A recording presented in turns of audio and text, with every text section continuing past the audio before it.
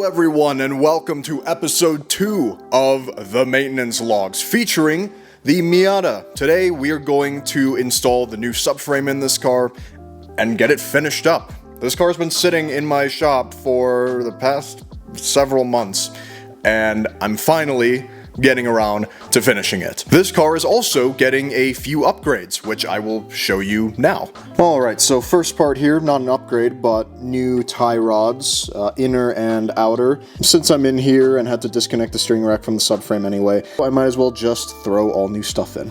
Next up here, Flying Miata sway bar. I've had the rear sway bar installed for quite some time, but this front sway bar has just kind of been sitting around for a little while. And so this is the perfect time to finally get this installed. Lastly, over here, new engine mounts. These are innovative mounts. I've heard good stuff about them. Very easy to install, assuming you remove the entire subframe. So, a few new goodies for the car. I'm assuming that this thing is going to drive a whole lot better than it did before with all these new parts plus a new undamaged subframe. There's nothing too much to say about the new subframe because, well, it's just a big hunk of metal, but check this out. There is absolutely no rust on this thing whatsoever. This subframe, I believe, came off of a 2002 Miata that had lower miles than this car. So that's why I'm leaving all of this stuff alone. Everything in here, control arms, upper, lower, hubs as well.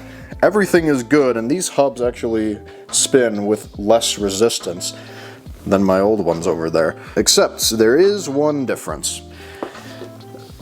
ABS sensor. So this donor car had ABS versus if you look on the back of my old ones, there is no sensor here. My car here does not have ABS, but the donor car did. So I just snipped the wire, but I'm leaving the sensor here because if you take the sensor out, there's just a big old hole there, and that's not good. Dirt's gonna get in there and screw some stuff up. All right, so now that you're caught up to speed with all the new stuff going into the car, we only have one big job in this video, and that's to install the new subframe. So let's go ahead and get this new subframe in and get the Miata back on the road.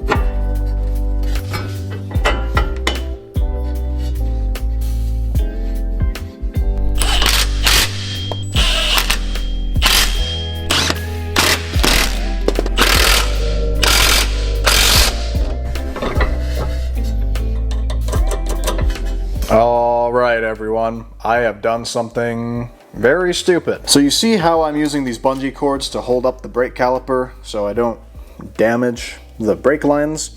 Well, obviously I did the same thing on the other side. But on this side, I went to take the caliper off the bungee cord so I could put it back on, and I butterfingered it, and the caliper slipped out of my hand and I dropped it. And well, it's probably pretty obvious to all of you what that could result in. Now, finding one singular braided brake line is probably impossible. I tried and I didn't find anything. So here we go. These are Flying Miata's braided brake lines. And if you look at the ends here, these ends actually look thicker than the end that broke off of this one. I wonder if I had these installed from the beginning, if it could have survived that drop. Who knows? It probably still would have caused some damage. Maybe it would have survived. I don't know. So anyway, I don't want to mismatch brake lines, so I'm just going to replace all 4 of those with these new ones from Flying Miata. So yeah, real goof up by me, and it cost me. But fortunately, brake lines aren't terribly expensive, so it's okay.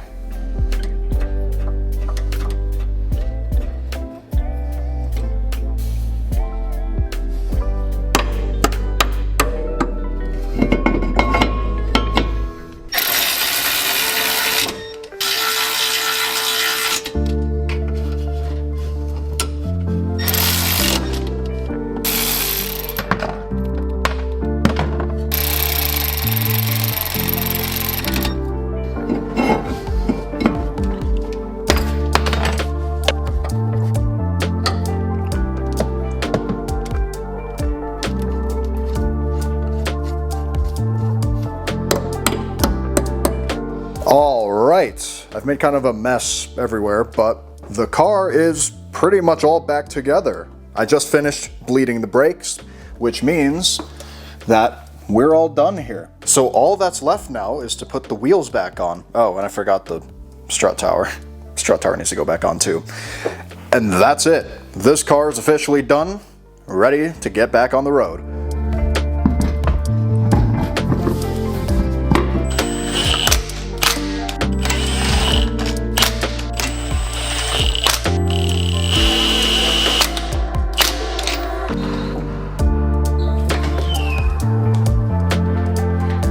And it's back on the ground after I don't know how many months of me just letting the car kind of sit and rot here on jack stands. I've finally got it back down on its own weight.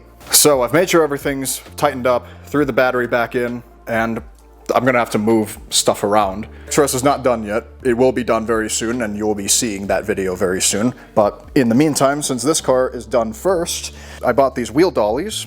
These are my first ever set of wheel dollies. They're just the basic ones. Jack the car up, put the car on the wheel dolly, and then push it around. Really basic. I didn't get the one with the fancy jack because, well, they're expensive. And then we can take the Miata out on a drive once I clean everything up, because I've made quite a mess. But before we do that, I'm going to just hop in and give it a little startup because, well, we should make sure that the car probably runs okay and goes into gear, because I did kind of mess with a lot of stuff here. So all the fluids are topped off, brake fluids topped off, engine oils topped off. Let's just make sure that the car starts. If this car explodes after all this work, I'm gonna be kind of annoyed. Let's give it a go. Okay, that's a good sign. It's got power. All right.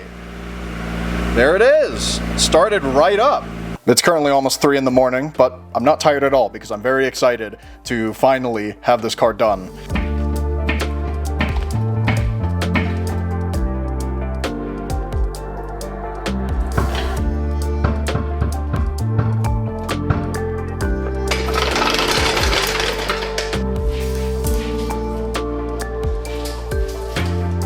And after a quick 500-point turn to straighten the Miata out and pushing the XRS a bit under the stairs here, we should have enough space to just drive it out now. I was hoping these rollers would roll a little bit easier. It might be because this floor has some of this texture stuff, but yeah, it's doable. The car is movable, as you can see.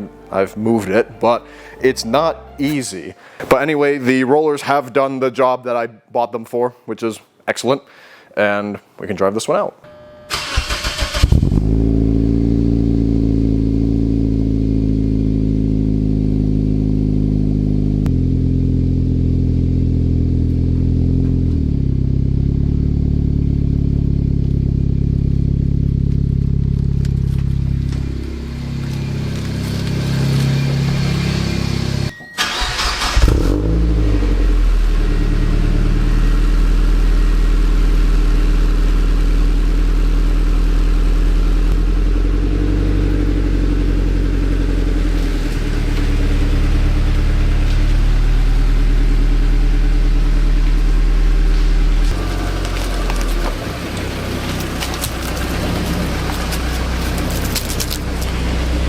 Alright, so we're in the Miata now. Gonna take it on a quick little test drive.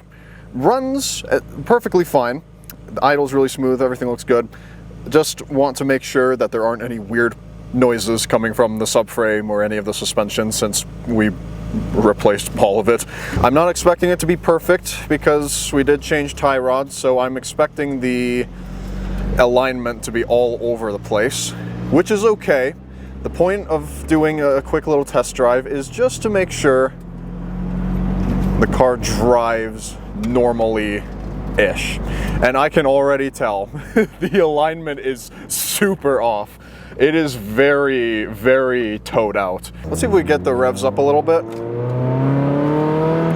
Okay, I thought there would be more vibration from the upgraded engine mounts, but it's actually not that much different. Well, that was pretty successful. So that felt good. Brakes felt good. And car ran and drove just fine. The only problem is the alignment, which I was expecting that anyway. So, all right, overall, really happy. I think we're good to go. Well, as soon as I tow in the front wheels a little bit, after that, we'll be good to go. You might be thinking, I don't see anywhere where you keep alignment equipment, so how are you adjusting the alignment? And it's really interesting. See, I do this thing called guessing. Okay, so I've just taken it on the third test drive, and I don't mean to stroke my ego too much, but I might be a genius. Perhaps the most surprising thing is, look at this. I'm gonna go really slowly because there's stuff here, but center the wheel, hands off the wheel. It's driving straight. It's driving straight. All right, with that is gonna wrap up this video. The Miata is back on the road, ready to drive again. I really wish I would have just finished this car sooner because it's October now. There's not a lot of time left to enjoy a convertible before winter comes. Hope you enjoyed the video, everyone. We will have more videos on the Miata coming up as well. But before that, we're gonna finish the XRS. So I hope you guys are looking forward to seeing that very, very soon. With that, take care, everyone. See you in the next one. Goodbye.